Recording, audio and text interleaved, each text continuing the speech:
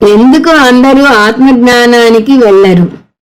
ఉపనిషత్తులు జ్ఞానాదేవత కైవల్యం అని పదే పదే ఘోషిస్తుంటే మరి జ్ఞానం వల్లనే మోక్షం వచ్చేటట్టయితే ఎందుకు అందరూ మోక్షానికి వెళ్ళరు అంటే దానికి ఉపనిషత్తే కారణం చెప్తున్నది.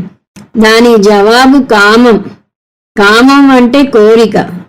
మనుషులను కామం కట్టి పడేస్తున్నది. కామం మనిషిని బాహ్యంగా పరుగులు తీయిస్తుంది.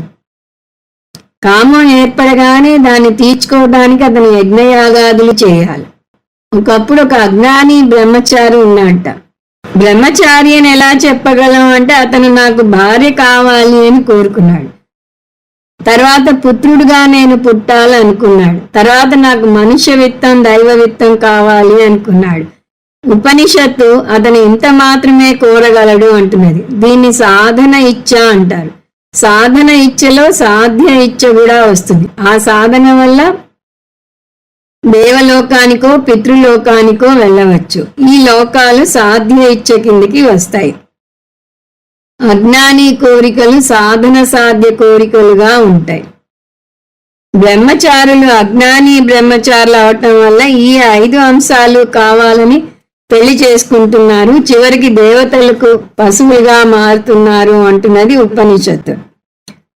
పైగా తను కోరుకున్న వాటిలో ఏ ఒక్కటి పొందలేకపోయినా తాను అపూర్ణుడు అనుకుంటాడు అంటున్నది ఉపనిషత్తు. ఇక్కడ ఉపనిషత్తు చాలా జాగ్రత్తగా వ్యవహరిస్తోంది.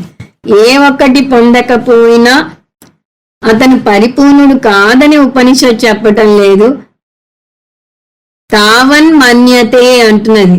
అంటే అతను పరిపూర్ణుడు కాదు అని అనుకుంటాడు అని చెప్తున్నది. అజ్ఞానం వల్ల అతను అలా భావిస్తున్నాడు. అతని సమస్య అజ్ఞానం. దీనివల్ల గృహస్థాశ్రమం వల్ల కర్మలు వచ్చాయి.